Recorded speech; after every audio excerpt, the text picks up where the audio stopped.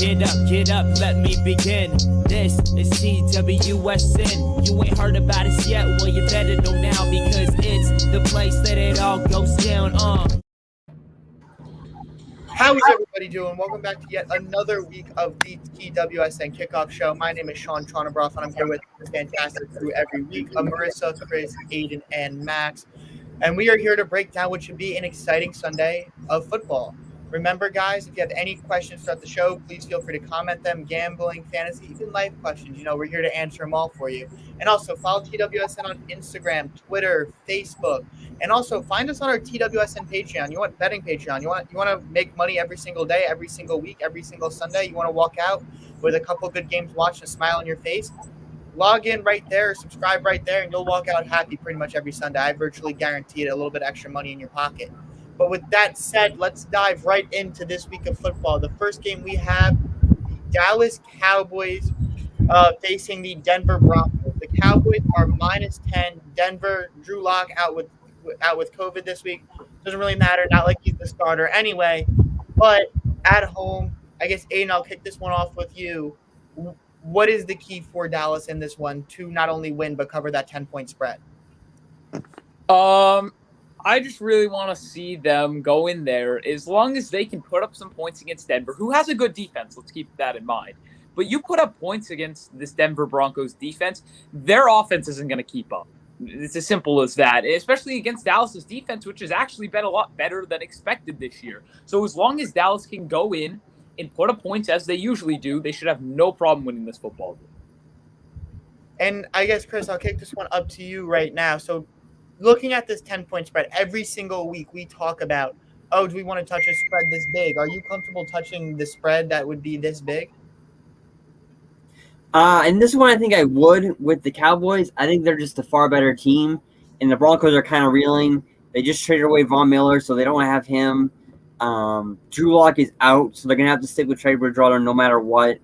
And they're going on the road to Dallas, which will be a huge disadvantage for them. So I kind of do like the Cowboys -10 here. I do think they have the chance to pull this out. Dak should be healthy, ready to go, so they'll have him back, even though they looked decent enough with Cooper Rush last week. So I think those offensive players, those skilled position players will still get enough done.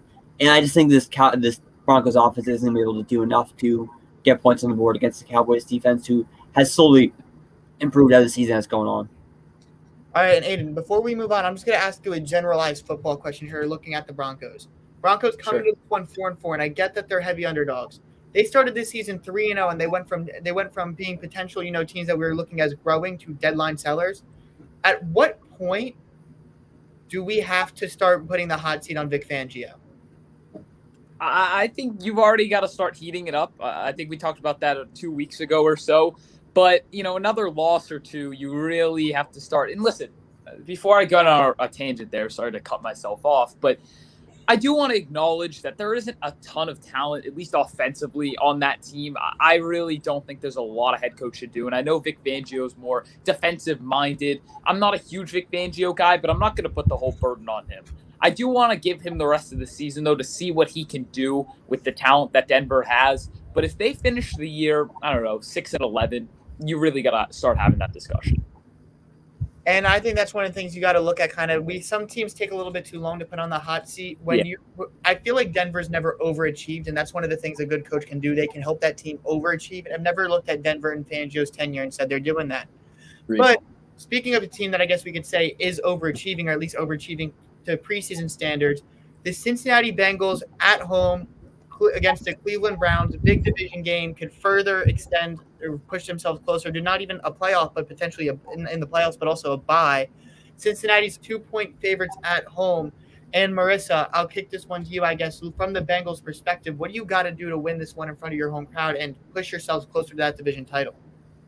What you got to do is you're going to have to stop the run of the Browns because they are a run-focused team. And now with the whole OBJ thing that happened with him now off the team, your star wide receiver is Jarvis Landry. So now he's going to be your Baker's primary target. And if the Bengals can shut him down and they can shut down the run game of the Browns that they have with at least Chubb, I know Hunt's still on IR, so that takes out that 1-2 punch. But after that loss to the Jets, this Bengals team is going to want to rile themselves back up, finally show that they're that team and not the old Bengals, and that they can rebound from a hard loss. And with Baker still not being 100% either, if this game goes and gets into having to be a shootout, I don't think he's healthy enough to really be able to do that. And going against Joe Burrow, who is healthy, I think that also gives them the edge. And I think this will be the game that the Bengals can bounce back because they have the tools necessary enough to really limit the passing attack of the Browns that they have right now. And I guess, Max, looking at this one, if you're Cleveland, right?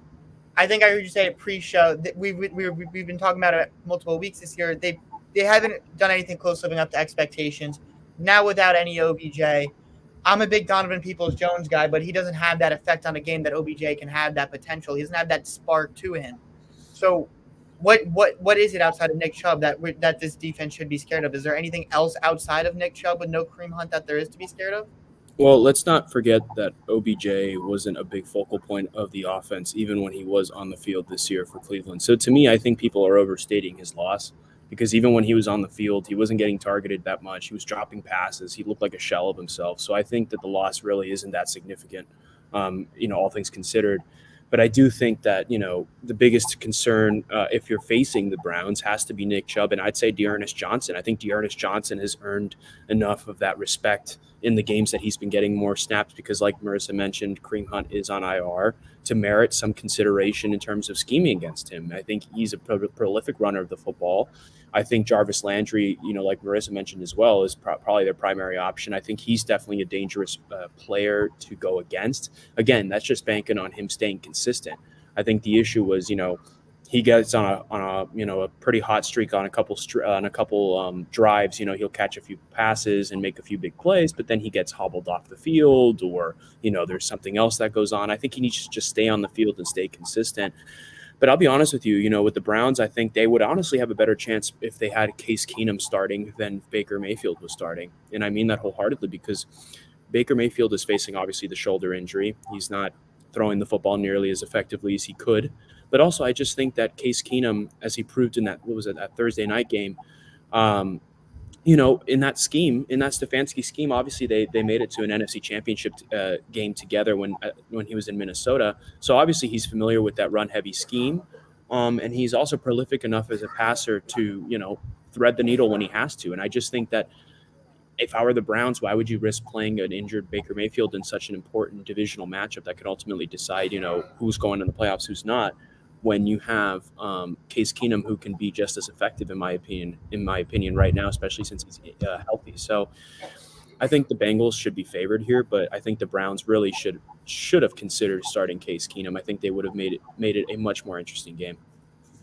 Okay, and with that said, let's move on to the Houston Texans, Miami Dolphins. One of the biggest news coming out this morning, the Dolphins starting quarterback Tua Tagovailoa, once again, injury bug bites him.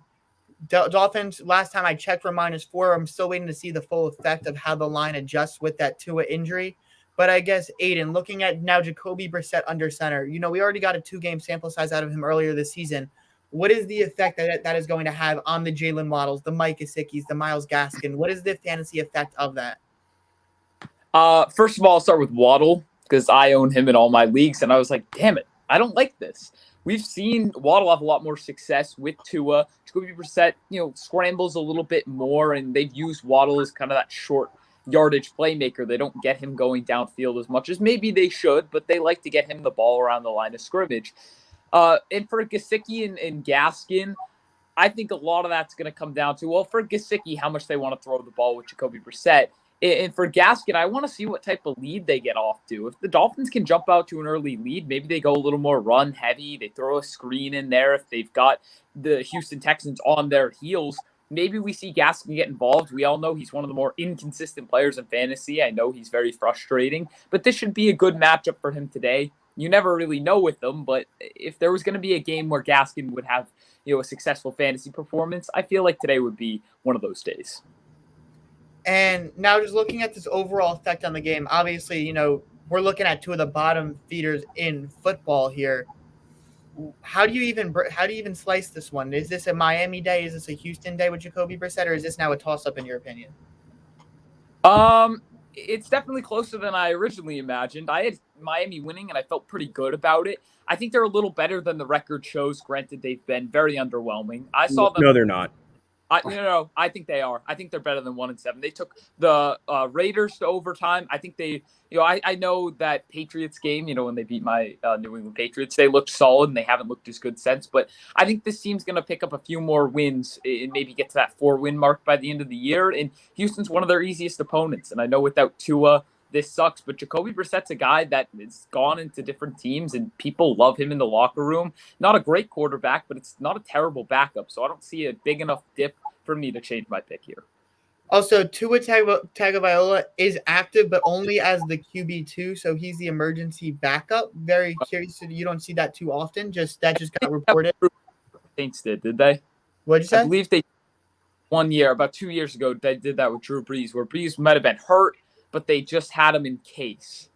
Like, they didn't want to play him, but they had him as an emergency. It's a very rare situation.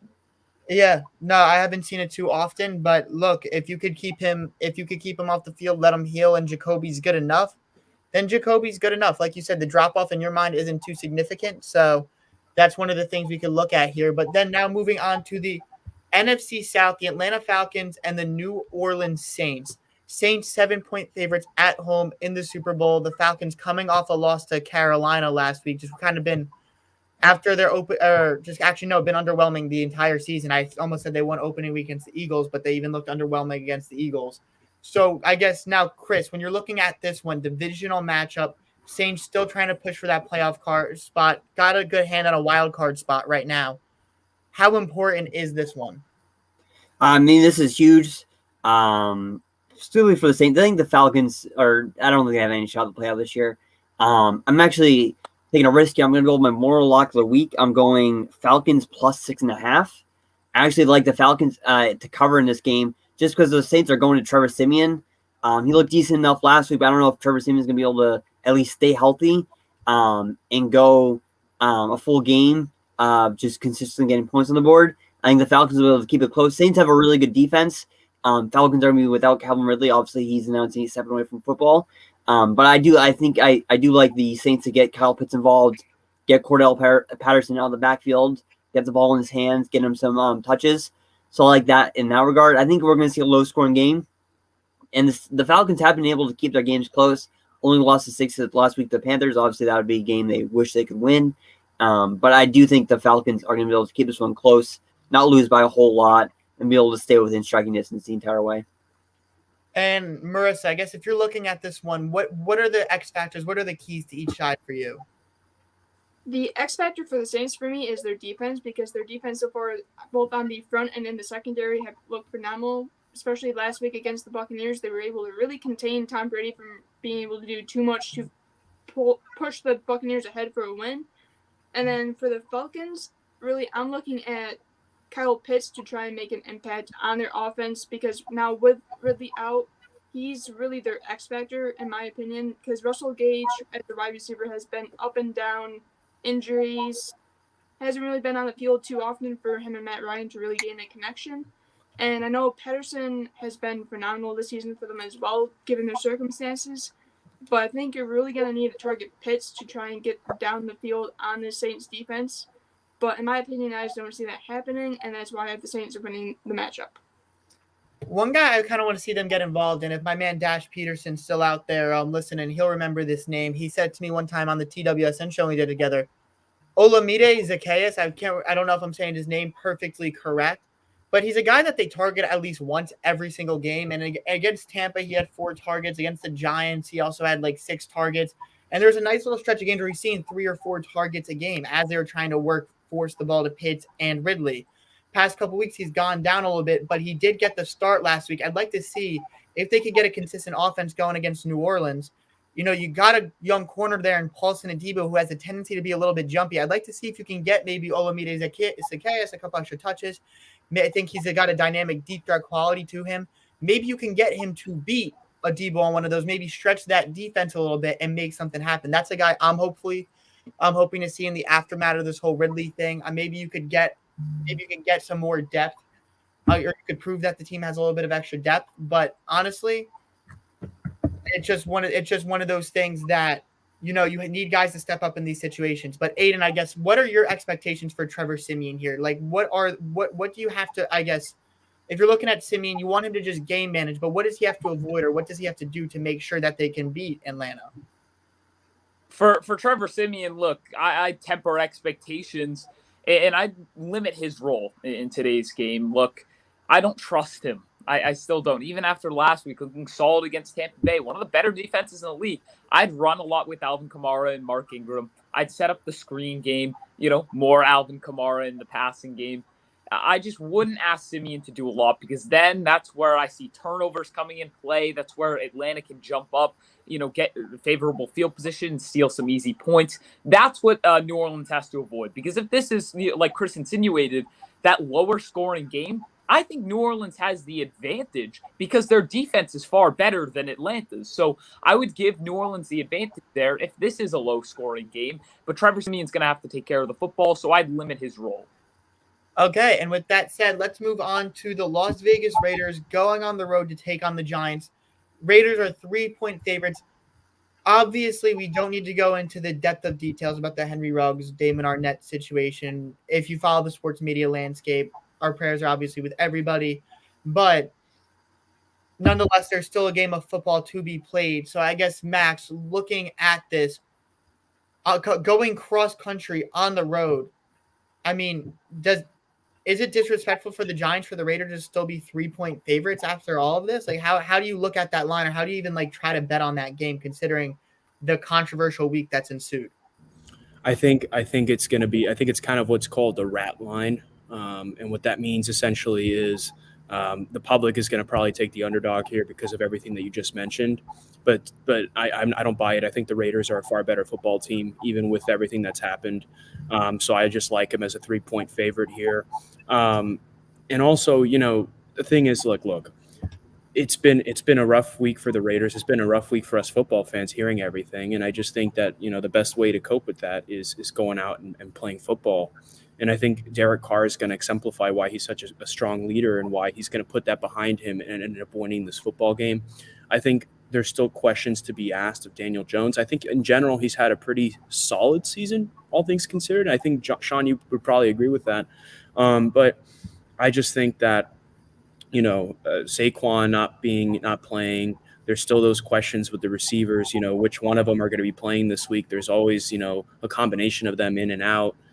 There's not that consistency just in general in the offense. And the defense is solid, but I just think there's only so much a defense can do, and the offense can't really be productive. So I just think that this is another case of that. I understand, with everything going on, why people are not really looking at the Raiders seriously here. I just think the Raiders are just a better football team, and I'm going to take them to win. Chris, what about you? What are your thoughts on this one? Yeah, I definitely agree with Max here. I mean, the Giants are really banged up going into this game. You do look at it, you're like, okay, Raiders are going through a lot of stuff with their roster right now. They're making a cross-country flight. That could be a tough game for them. But I think overall, just the Raiders just have the more talented team at the end of the day. The Giants just, like I said, they're really banged up. They have a lot of injuries on offense.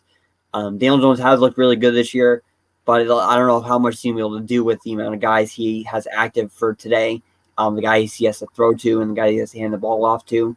So I do like the Raiders here. I think they'll do enough to win this game just because, like I said, their defense has been picking up space a lot. Max Schrobbs and Unique Ngakoue have been a really good duo on the defensive line. They haven't been able to stop the run as well this year, but I don't know how big of a factor it's going to play. You have Devontae Booker starting for the Giants. He's been decent enough. He's gotten 6 yards here and there. But I don't know if he's going to have the ability to break out for a big 100-yard, 80, 90-yard game against this Raiders defense. So I would favor the Raiders in this one. No, I agree with everything you guys are saying. And it's also like, this isn't the first controversy the Raiders have had to deal with. We've seen them come together in the face of adversity. Like, there's precedent here to have confidence in the Raiders. Like, I fully agree with everything Max and Chris, you guys just said. I think Derek Carr has proven to be the penultimate, the epitome of leadership this year. Like, I think every quarterback should admire him for what he has done over the way he's navigated this locker room and the way he's handled himself. But also, I get Galladay's back. I get Tony's back. They're not going to be 100%. And to be frank, you're going to need a quarterback who's going to make plays. And like, while statistically, Daniel Jones has had some nice games.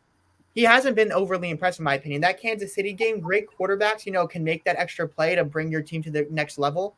No matter injuries, he's unable to do that. He hasn't shown me enough to where I'm convinced. Honestly, I'm leaning more towards cutting bait with him at the end of the year. If you're looking at a top 10 pick, I'm fine with moving off of him and restarting and, whole new staff, whole new front office leadership, because I get that the guy can throw football. He's got agility. He doesn't have it. If you go on Monday, one of the worst 2-minute drills I've ever seen was what he managed at the end of that first half.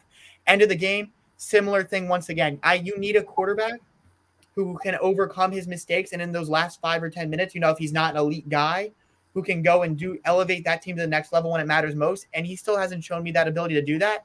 And going against, like we said, a very talented Raiders team, a team that will likely find itself in the playoffs, a Raiders team that's going to probably come in with an edge. You're going to need to see that again. And I'm just not expecting to see it from them today. Honestly, I'm not only taking the Raiders to win, but -3. I think Vegas might be given a little bit of a gift. I'd take the Raiders to cover as well. I think they're probably a 6 or 7 bet. If all that happened this week hadn't happened, the Raiders would be 7-point favorites today. And I feel pretty confident that they'll still win by 5, 6, 7 points in this game. But now we go down south a little bit to Carolina. The Panthers taking on the Patriots. Christian McCaffrey back, Sam Darnold active. So, Marissa, I'm going to start this one off with you. With those two back, how does that affect the odds of this game with the Patriots being 3-point favorites? I think with CMC back, it adds a little bit more versatility to this offense. It makes it a little bit less predictable. Chuba Hubbard did great when he was in there filling in for CMC, but no one just rivals the opponent preparation that CMC can bring to this offense and having to account for him in both the run game and the passing game.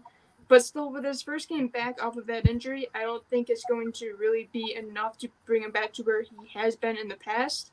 And I think this is like the Stephon Gilmore revenge game. He's going to be going up against New England, his old team, and I think he can have a little bit of disruption in the offense, but this offense of the Patriots is finally looking like the old Patriots offense. Mac Jones has looked better and better each game.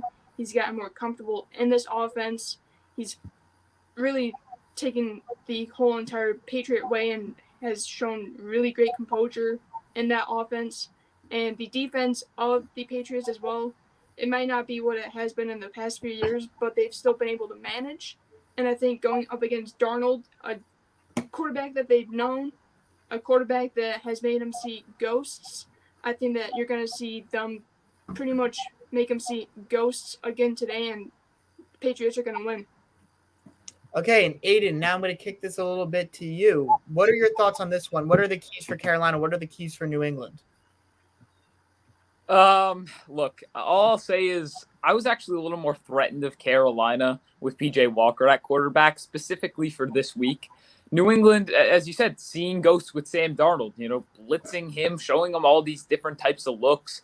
It was that seeing ghosts. They've had a lot of success against Darnold in the past. He just had was in concussion protocol, so he's still banged up. And PJ Walker, nothing special, but he's shown some flashes. I was a little afraid of the unknown with him. He's a bigger unknown than Sam Darnold is. But for Carolina, look, I'm trying to maximize the most out of Christian McCaffrey. He's not going to play all the snaps, but when he is playing, let's try to really get him going. And I don't want to say run the offense through a running back, but really get him involved and have him be a focal point of the offense. This offense of Carolina has run a lot smoother when he's been in the game.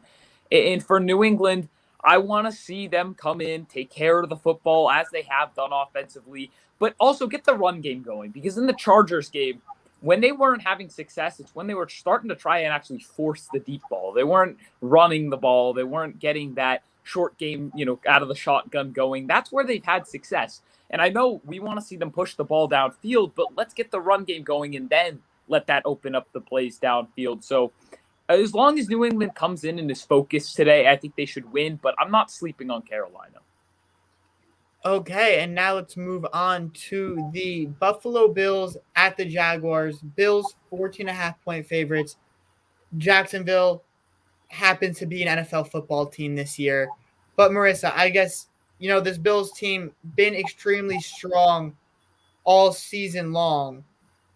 What is, I guess, going to be, what has been so special about this team? And is there anything that Jacksonville can do to hurt them? Is there anything that Jacksonville has that can surprise them? What has made the Bills so strong so far this year is that they have an identity. They know who they are on both offense and defense, and they've been able to execute at a high level. The Jacksonville Jaguars, on the other hand, I haven't really seen them establish an identity to really know who they are on offense or defense, and I think that's led to their struggle, is they haven't really been able to figure out what their strong suit is. Trevor Lawrence has had up weeks, and then he's had down weeks, and he's been really inconsistent, especially last week against Seattle. And I think the Bills' pass rush that they have is going to be able to dominate that Jacksonville offensive line and get Trevor Lawrence uncomfortable, and he's going to make a lot of mistakes today. And the Jags D-line with Josh Allen is going to be where this is a little bit more of an advantage, like one advantage for the Jaguars in this, because the Bills' offensive line today is going to be missing John Feliciano and Spencer Brown, two starters on that offensive line. So things are going to be a little bit shaken up. So I can see for at least like the first quarter, the Bills' offensive line is going to be able to try and get communication. And I can see Josh Allen on the defensive end side for the Jacksonville Jaguars being able to figure out a little few holes. But I think as the game goes on, the Bills' offensive line is going to come together and really be able to stop him. But really, that Josh Allen on the Jaguars is really the only player I can see making an impact today, because this Bills on offense and defense, as I said, is just going to be able to overpower the Jaguars for the entire game.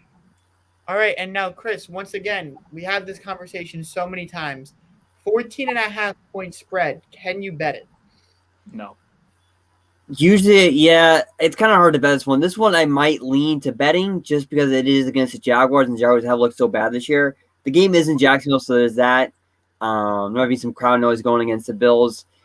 But the Bills have a really good offense. Jaguars' defense has looked really bad this year, especially their secondary. I just don't see them stopping Stephon Diggs and Josh Allen. Emmanuel Sanders might get involved. Cole Beasley will probably get involved. It's just going to be really tough for the Jaguars to do anything. And the Bills' defense has looked really good this year. I think they're going to force Trevor Lawrence to making bad throws. He's had a couple of rookie mistakes this year where he throws a pass where maybe he got away with in college because the defenders weren't quick enough to react to it. But the NFL level, these guys are reacting to passes a lot quicker. They're able to anticipate a throw a lot better. So I think this might be a tough game for the Jaguars. I think the Bills should be able to run away with this one just because their offense is going to score, and their defense should be able to shut down the Jaguars, especially with the Jaguars missing James Robinson, who is such an offensive weapon out of the backfield. Either you play Carlos Hyde or you get Laviska Shenault more involved. One of those two options I just think is not going to be enough against the Bills team. And I guess, Max, obviously you watched Trevor Lawrence at Clemson, in person, going to the school plenty of times. Is the struggle Jacksonville? Is the struggle him? Like, as we've seen him struggle very often this year, what do you think it comes down to? Where should the accountability be? I think it goes both ways because obviously some of the throws he's been making are questionable, and I'll be frank with you, you could see the writing on the wall a little bit, especially this past his last season, I guess, at Clemson. There was a few, especially late in the game when we were up by a decent margin, he would have a tendency to try these like 50-50 balls that frankly were just didn't look like they were ever going to happen. So he as talented as he is prone to making some of those errant throws, but I think with time he'll develop the ability to stray away from that. But at the same time, I think Jacksonville should also take accountability for the fact that they have really poor protection, and I think they've done a good job in upgrading their weapons in general compared to last year, but I think they're still due for a few more upgrades in different positions. But I think the priority has to be the offensive line and the coaching, frankly, because I just think from a schematic standpoint, Urban Meyer is still unsure where he wants to take this football team. And I think that they need to work on the play calling. But I think also if you want to talk about personnel, it has to come from the protection. The quarterback's never going to throw with a lot of confidence when he feels like he's getting pressured almost every snap. So I think accountability does go both ways.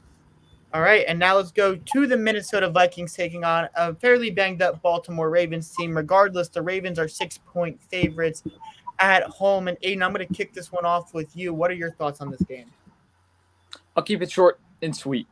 2 weeks ago, the Ravens lose at home to the Cincinnati Bengals. That's an interdivision game. Lamar Jackson has his worst game of the season. Now the Ravens get a bye week last week. They're coming in at home today against the Minnesota Vikings. They're pissed off. They're not going to lose again at home, especially coming off a bye week. Losing to Cincinnati, that interdivision game, as I said, they're not losing today. They're going to win. No, and I think they'll win pretty handily. But Marissa, I guess looking at this one, also, what are your thoughts on this game? I'm expecting a big day from Rashad Bateman because both Sammy Watkins and Latavius Murray are out for the Ravens. So I think you're going to see really Jackson throw to Rashad Bateman a lot more and get him more involved in this offense. And Minnesota's defense, they have now a slew of injuries just from this past week. And I think you're going to be able to see Lamar Jackson and this offense take advantage of those injuries and be able to really beat them in the passing game.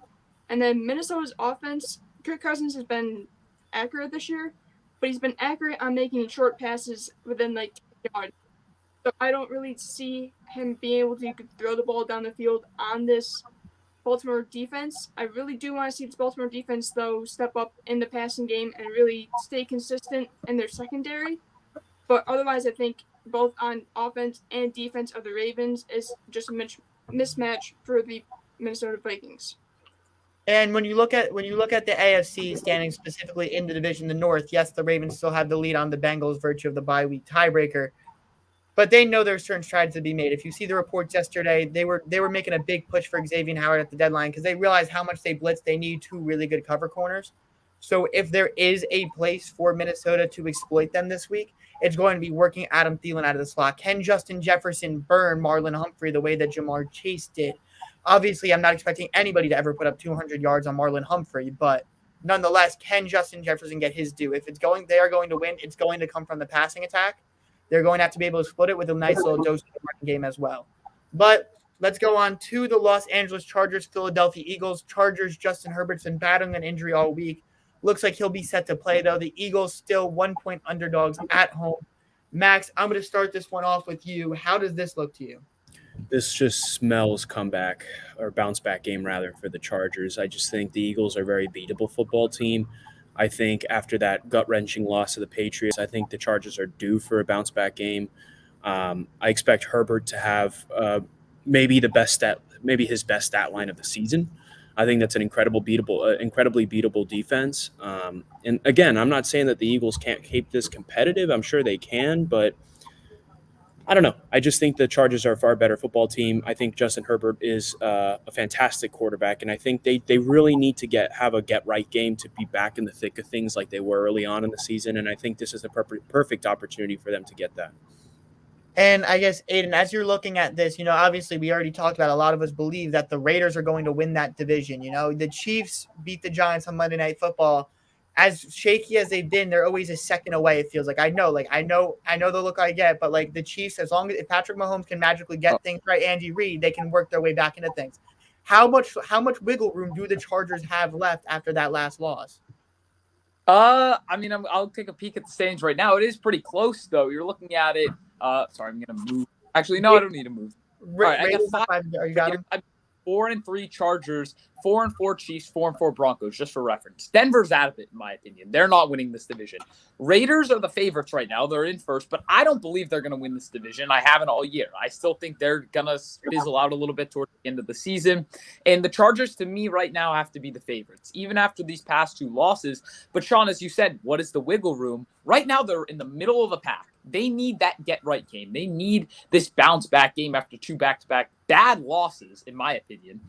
And they're going to get it today against the Eagles. As Max said, this is a very, very, very beatable team. Even after they blew Detroit out last week, I don't care. This is a very, very beatable team. I don't believe in the Eagles at all. And I know the Chargers, again, coming off 2 bad losses, but I still think they're a good football team, and they're in for a get-right game today. I don't disagree. And when you look at that you need to get completely right. Like you also have the talent to do it. You have a first-year head coach. You have a second-year QB who's finding himself. These are the type of things that can happen. We go through these bumps and bruises. They're lucky that fortunately no team has pulled away. You're not dealing with a Buffalo Bills type team that's 7-1, something like that. But you look at the Chargers' schedule, like they're primed, for my opinion, for a quick run to pull away. The question is, does it coincide with a drop-off from the Raiders? Because the Eagles this week, then you get the Vikings at home. They should win that game. Steelers at home, primetime Sunday Night Football. they should win that game. And then you go on the road to Denver, a team that we just called out of it. I expect them that they should win that game too. They could go on a 4-game winning streak starting right now, and then we're talking about them at 7-3 or 8-3 in the division lead. Very easily, you could picture that. That's where they need to go right now. It needs to start today against Philly. It needs to continue against Minnesota, and then they need to win those next 2 games. Then they play Cincinnati on the road. We can call that one a loss. But then they play the Giants at home. There's no reason the Chargers should not win at least 4 out of their next 6, 5 out of their next 6 if we're holding them properly accountable. The LA Chargers, after December 12th, when they play the Giants, we should be considering them firmly in their division lead, with their firm control of their destiny. Like you said, the Raiders always seem bound to fall off. This interim coach magic only going to work for so long, in my opinion. As much as I love Derek Carr as a leader, when John Gruden's out, you have to question the quality of the coaching on a week-in to week-out basis with all that they've lost. And this is the Chargers division to still win. I completely agree with you, but they don't have as much wiggle room. I don't want to underrate the Raiders, but if they don't win 4 out of their next 6, I'm going to have serious questions about this team come postseason time when they make it. Now, with that said, time to move on to the next game of the week. We have the Green Bay Packers, Jordan Love making, I believe, his first career start, going against the Kansas City Chiefs on the road in a Arrowhead, hostile environment. Chiefs 7-point favorites. Chris, what are you thinking here? This is definitely an interesting game, obviously, with Aaron Rodgers out. I believe the Chiefs actually opened up as favorites, even with Aaron Rodgers still ruled in. So this wasn't too much of a huge jump where the Chiefs went from underdogs to 7-point favorites. They might have been like 3-point favorites, even with Aaron Rodgers still ruled active on Monday. But I kind of like the Packers to cover here. I think the Packers are going to rely heavily on Aaron Jones and A.J. Dillon to give some easy throws to Jordan Love. We haven't seen Jordan Love yet really do anything. He was first-round pick just a couple of seasons ago, has a lot of raw talent. Let's see these, last couple of year and a half almost of sitting behind Aaron Rodgers is going to help him play in this game. The Chiefs have looked pretty bad. Their defenses look really bad, so maybe that'll be a plus for A.J. Dillon and Aaron Jones able to get some rushing yards on the board. Jordan Love might get some easy completions, may not have to take too many deep shots. Devontae Adams is active. I believe Marquez Valdez-Scantling, I believe, should be active as well, so there's another receiver for them to throw to. Randall Cobb will be there. I don't know how much activity he's going to get in this game. It seems like he has a better rapport with Aaron Rodgers. Might not have so much with Jordan Love. And the Chiefs, this should be a game they should easily win. Not easily, but I think I like the Packers to cover 7 points because I think they'll keep it close against a bad Chiefs defense. But the Chiefs should win this game. Obviously their offense should be able to get in motion here. Packers still have some injuries on defense as well. The Chiefs should be able to exploit. But I just don't see this. I think this Chiefs defense is so bad that they're not going to be able to stop even a backup quarterback in Jordan Love. Like I said, he's got a lot of raw talent. He has 2 really good running backs, a fantastic receiver. So this should be a game where they get points on the board. But I just don't see the Chiefs running away with it. But I think they will be able to win this game. I got a gut feeling that Green Bay is going to win. Like, I'm going to be real. And I know it's like I'm going off my gut here. And you're right, Chris. Just raw talent. We don't know what's there yet. But this defense can't stop people who have actual arm talent. Are they going to be able to draw? For me, it's going to be, can Chris Jones, Frank Clark make that pressure? Can they force Jordan Love into turnovers? I don't feel confident about that. But with how shaky Kansas City has been, I've got a gut feeling that Jordan Love does just enough to pull out a win in this game. I think, Devontae Adams is going to be uncoverable. This running game is going to be unstoppable against a putrid Kansas City defense. And I see Aidan laugh at me, so I'm going to kick it to him in a second. But I'm going off my gut. I got a feeling Green Bay pulls this one outright. I was a fan of Jordan Love pre-draft. I had him QB3. I think the natural talent's there. I think he's had plenty of time to season it. And I think, you're going to see a glimpse of what's to come here today. I think you're going to give Green Bay fans a reason to be excited. And I'm expecting Jordan Love to have a very nice game, if I'm being honest. I can actually respect it. No, I can respect it. I had Jordan Love as QB3 as well. Look, at the end of the day, though, I do think you're going to see a turnover from Jordan Love. I don't know if you saw it in the preseason. There was a game. I can't even recall who it was against. But Jordan Love's under pressure. It was a 1st and 10. He just chucks the thing up, and it's like, man, this is the decision-making, the interceptions. This was an issue with him coming out of college, and we saw a glimpse of that in the preseason. And look, with Frank Clark and Chris Jones, this is a team that struggled to get pressure, but I do think you're going to see a play in this game where they're able to get pressure, or they give Jordan Love some weird look and they can maybe pick something off and get a little momentum going. In the Chiefs offense, I know we say it every week, like they're going to get going, and then they don't. This week, I do like them to put up some points on the board, enough to get the win. But Shaun, I actually wasn't even laughing at you. I can respect the pick, but I'm going to go with Kansas City today. Now, when you're looking at that 7-point line here, do you think the Kansas City defense is bad enough to keep them in the game, where that 7-point line is something that you stray away from? Sorry if I can word that better. So you're saying you don't trust Jordan Love, but it's a 7-point line here for Kansas City. They're 7-point favorites. Would you still touch that? Would you feel comfortable touching that with the unknown at quarterback? I would probably stay away from it, but if you're going for a big parlay, it's not my least favorite of the week. Again, Jordan Love, there is unknown there, but there's definitely some talent, as you said, and he's going up against a bad, you said it, putrid Kansas City defense. So he could have a good debut today, but I do still like Kansas City. Again, if you want to go for a big parlay and you like Kansas City and you don't trust Jordan Love, go for it. But if not, I'd probably stay away from that one. Okay, and now on to the next game. We have the Arizona Cardinals on the road against the San Francisco 49ers. San Francisco, 3.5-point favorites. Arizona, likely no D-Hop, chance at no Kyler as well. It's potentially a really, really rough week. The injuries, I think the short week going into that Thursday night game when I believe they played Houston, who surprisingly got 5 or 6 sacks off on Kyler and a couple more hits. I think you saw the effect of that in that Green Bay loss. But I guess, Max, I'm going to start this one off with you. The injuries, how much are those going to hurt? Or does Arizona even stand a chance with no Kyler, with no D-Hop potentially in this game? I mean, I think the biggest question is if Kyler Murray is playing or not. I think even if DeAndre Hopkins is out, if Kyler Murray is on the field, I think that he is so special he can find a way to win without D-Hop, even though that is obviously a significant loss. But at the same time, I think that if either one of them are out, you have to favor the 49ers. I mean, they're due for, they just got a gritty win last week against the Bears. Jimmy G surprisingly had 1 or 2 rushing touchdowns, so he's been versatile all over the place. So I don't know. I could see a little bit more of that, especially with a dinged up Arizona Cardinals defensive line.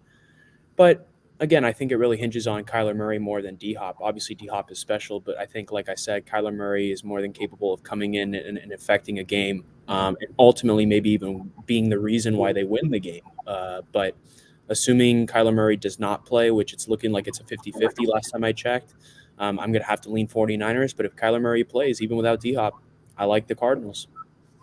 And Marissa, I'm going to kick this one to you. Do you agree with Max, or is there anything I guess you kind of disagree with there? Because I'll be honest, I think you hit that one right on the head. Yeah, I'm going the 49ers just because even if Kyler Murray does play, he's not playing at 100%. And this defensive line of San Francisco's really hasn't been too great, but hasn't been too bad either. And I think that they can generate enough pressure on Kyler Murray to get him out of the pocket and possibly even sack him a few times because he's not going to be playing at 100%. And the 49ers, they get Kittle back, they get Williams back, and I think that's really going to help them secure their win this time compared to the last time when they were even playing without Jimmy Garoppolo. That's another huge factor. And that last game that they played, they kept it close. They kept it 17-10. So if they were playing that close with missing those key players last time, and now you're going up against the Arizona team that is going to possibly be missing Kyler Murray, DeAndre Hopkins, Jake Watt, and Collins, that Arizona run defense hasn't been too great either, especially they got exposed really in that Green Bay game.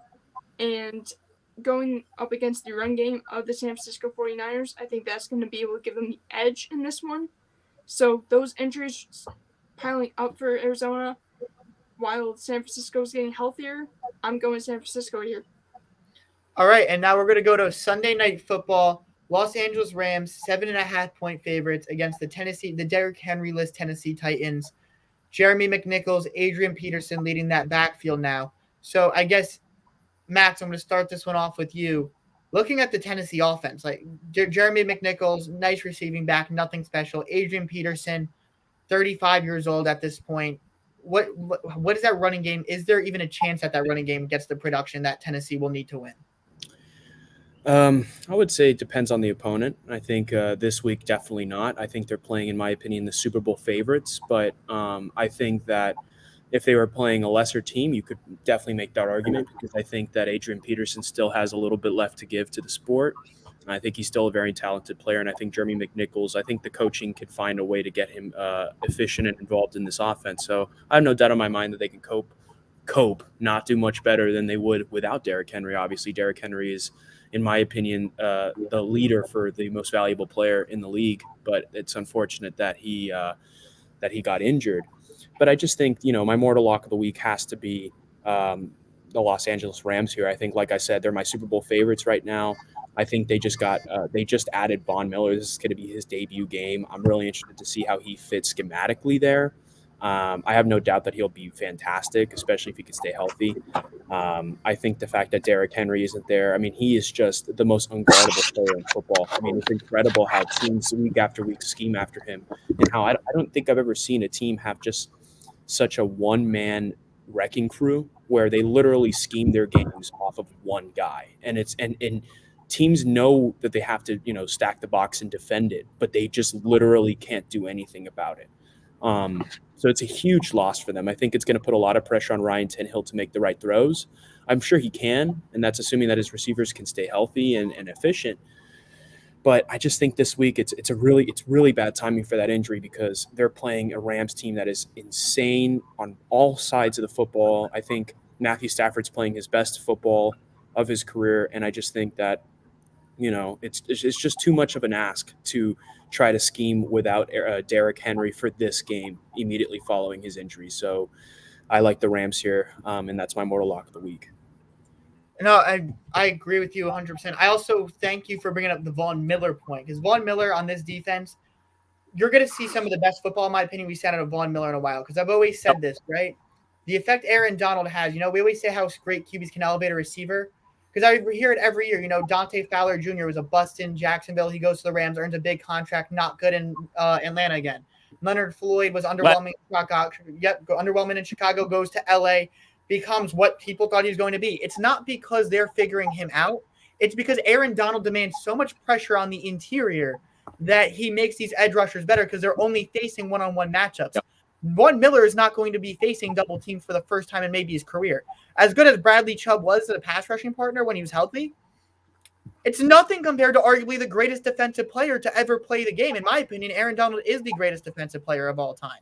And that's a take I hold as somebody who grew up a Giants fan. It's not Lawrence Taylor. It's not Reggie White. It's Aaron Donald, in my opinion. And we're seeing it in its prime. And now you're giving him Von Miller to play alongside him? This is going to be a wrecking crew. Jalen Ramsey at corner? The best shutdown corner in football, the best defensive tackle, and now you're going to give Von Miller one-on-one matchups and a chance to go back to his prime self, some of the best football we've seen out of him in 2 to 3 years. This is going to be a problem. And I still remember the Taylor Lewan week 1 apology when I believe it was Myles Garrett who had like 4.5, or it wasn't week 1, but Myles Garrett had 4.5 sacks. I wouldn't be shocked if Von Miller comes in with 2 sacks tonight in his debut, and it becomes a precedent for what we're going to see week in and week out. Because right now, this Rams team, best pass rush in football easily. Von Miller, Leonard Floyd, and Aaron Donald, you're not going to stop it. This Tennessee offense is not going to be able to stop it, and it's going to be cruising tonight. So, Chris, I'm going to ask you about the spread in a second, but I feel really comfortable with the injury we just saw, taking LA minus 7.5, because I think they might win this one by double digits.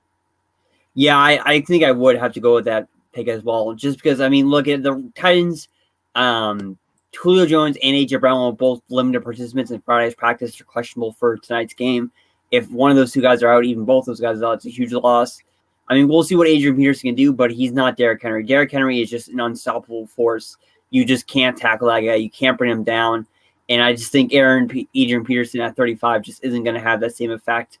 He hasn't played at all this year, hasn't played since last year. We'll see how much of the Titans offense he picks up. And just Derrick Henry is just a guy you just can't stop, really. And I think Adrian Peterson will be able to do enough against him. If I had to pick one way, I would another way, I'll probably go with the under. I think the total is about 52, just because I think this Titans offense just isn't going to be able to score enough. The Rams defense is going to smother them and just not let them get points on the board, and the Rams won't be able to score all those points by themselves. But yeah, I definitely like the Rams. I would even look in them at -7.5, just because I think they're just that much of a better team than the Titans, because how banged up the Titans are right now. And can I make one more point really quick? I think, from a defensive side, I just don't see the Tennessee Titans coping with Cooper Kupp or Robert Woods. I just think that if you double cover Cooper Kupp, I think he's still going to find a way to get to the football. He's just been, statistically the best receiver in football right now. He's just been incredible this year, and the chemistry between him and Matthew Stafford has been second to none. So I just think, take the Derrick Henry effect away offensively. It's just defensively, I don't think they can cope with this passing attack. I just really don't think they can. So I think the Rams, and I agree with everything you guys have been saying, I like them to win and to cover in this game. I don't like Adrian Peterson for over 100 yards. He's questionable for tonight's game, isn't he? I would have to double check the injury report. I'm not 100% sure on that, but I don't really think it matters in my opinion, regardless. Yeah, neither do I. You're going up against the Rams. This is his first game in a while. Look, he could score a touchdown tonight. Who knows? But again, as Shaun said, this is a very good front set. They're going to be able to stop the run. This is Adrian Peterson at 35 years old, his first game in a while. I don't like him at all for over 100 yards tonight, to be completely honest. And it's not that AP doesn't have the chance to ever go off. It's just it's going to take a second for them to figure out the schematics. Jeremy McNichols has been in this system for multiple years. So they're going to favor him, especially a week where, you anticipate the Rams being able to put up points. You're probably going to favor the passing back. Yep. Yes, the script's going against AP, first game in a while, good defensive line. A lot of things are going against Adrian Peterson in this one, where I 100% agree with Aidan. I don't see it happening in this one, but that's going to be a Sunday night game, and I hope it's a really good one. But going to the Monday night game now, we have Justin Fields in his first taste of primetime national televised football. Chicago Bears, 6.5-point underdogs, traveling to Pittsburgh, Heinz Field, prime time. Chris, I'm going to start this one off with you. What are your thoughts on this game? First off the bat, I looked at the prop bets for this game. Najee Harris over under 79.5 yards. I really like the over for rushing yards in that case. The Steelers have been feeding the ball his last 3 games. He has over 20 carries in each of the last 3 games. Has over 80 rushing yards in each of the last 3 games. I think this is a game they're going to lean on the Bears, give up a lot of rushing yards as well. This is a game where they're going to lean on Najee Harris and just give him the ball, let him get 20 carries again, and just let him go off. I do think the Bears can keep this game close. I think we saw a lot of improvement from Justin Fields last week.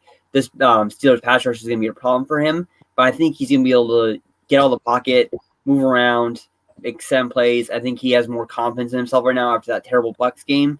So I think the Bears will keep it close, but I think the Steelers, that defense will just get a couple of stops here and there that will keep them off the board. The Steelers, like I said, I think Najee Harris is going to move the ball for them. I don't see Big Ben being too much of a factor, but I think they'll do enough to win this game. And now, Marissa, I'm going to go to you. I feel like what we need to see here for the Bears to win is Justin Fields magic. That moment we saw that touchdown run, that was purely majestic last week. You're going to need to see a moment or two like that tonight. That moment is going to have to become more consistent. So do you think there's a chance Justin Fields does enough to win this game? Yeah, we saw improvement from him last week. I think he's finally starting to build that confidence, finally starting to find out what works from him in this Bears offense. And they're going to need to stick with the RPOs, play actions, because that's what he's good at. And going up against the likes of Cam Hayward, Watt, you're going to need to get him out of the pocket and on the move constantly and be able to make those throws on the run, because he's going to be under pressure, I think, constantly again with this Bears offensive line. But honestly, I think he can handle it. I think he can find those open spots down the field and finally be able to show in prime time to the world, hey, I'm Justin Fields. I'm the Bears quarterback. This is the reason why they drafted me out of Ohio State and traded up to get me. And I know the defense is going to be missing Khalil Mack, but Ben Roethlisberger hasn't also really been playing really too great either. And they're going to need to rely on Najee Harris, because I don't think you're going to see him really be able to throw the ball down the field. And we've seen them in these last few matchups not really be able to throw down the field a lot and not be able to score points over 15 points, I think it was last week that they scored against a Browns team that was dealing with injuries. So I think, honestly, Chicago has the firepower that they can just unleash on this Steelers team and be able to get a win on Monday night. And I guess now we're going to do what we always do. We're going to look ahead to the Thursday night game of this week. Week 10, Thursday Night Football. We're going to have the Ravens-Dolphins. And I'm going to be honest, my opening thought is this is why I hate Thursday Night Football. Both of these teams are going to be coming in banged up. Tua is going to be coming in hurt. The Ravens are always banged up every single season for the last 3 seasons. You never get a full grasp what they can be. This is why I hate Thursday Night Football. This is the epitome of it because this has the potential. I mean, not really because the Dolphins aren't that good. Sorry, Max. They kind of suck. But still, the Ravens are a fun team to watch when fully healthy on full rest. And now they have to go travel to Miami after a divisional matchup this week. Or no, they don't have a divisional matchup this week. But after a decent matchup this week, they're going to have to travel to Miami on Thursday night. Is Tua going to be back and healthy? Thursday Night Football, I get that it brings in money. I get that it brings in ratings. But I don't think it's great for the players. It's just something I've always disliked as a football fan. It doesn't give you the best product on the field, and it's honestly a shame. We're looking at the Cardinals this week. Kyler Murray and DeAndre Hopkins are still banged up from a game that happened 10 days ago because they went on 4 days rest. Please just cancel Thursday Night Football. Let the players get their rest because now you make them play Thursday night. You add a 17th game to the season. All they're doing is putting the players in more position to get beat up, and I'm just tired of it, to be honest. But I'm sorry, Aidan, what are your thoughts on this game or potentially on this game? Well, first of all, I'll pitch in with you. I think it sucks for the players. I completely agree. Obviously, us being a bit selfish football fans, we enjoy having a game to look forward to on Thursday. It helps kind of ease your way into Sunday. It doesn't make Monday to Sunday seem as long when you have that game Thursday. So as a selfish fan, I do like Thursday Night Football, but it does suck for the players. It doesn't put the best product on the field. So I agree with you in that sense. But this game, as long as there's no crazy injuries that happen, Baltimore should be able to win this. And they might not look, great because they're going to be traveling on the road to Miami, 4 days rest. They're already banged up, as you said, Shaun. So I'm not sure they blow Miami out, but I don't think the Dolphins are good enough to beat this Ravens team. No, I totally agree. As long as Lamar Jackson's in the game, as long as you get a healthy Hollywood, a healthy Mark Andrews, maybe Rashad Bateman finally comes along, maybe can finally get that full breakout. But nonetheless, that should be a game that the Ravens take on the road. And honestly, there's always a chance for surprise games on Thursday Night Football, but the Ravens can't afford surprise games. They know that. They're a little bit too well coached, in my opinion, to give this one up. So yeah. I'm going to take the Ravens, and I think most people out there would agree as well. But with that said, that's going to do it for this week's show. I'm Shaun Tronabroff, along with Marissa, Chris, Max, and Aidan. Every Sunday we do this. So thank you guys for tuning in. As always, remember, follow TWSN on Instagram, Facebook, Twitter. Subscribe to our betting Patreon to make some extra money every single week. And also, go check out TWSN.net. Plenty of great articles, pretty much daily content on there. So thank you guys, and we will see you next week. Get up, let me begin. This is TWSN. You ain't heard about us yet, well, you better know now because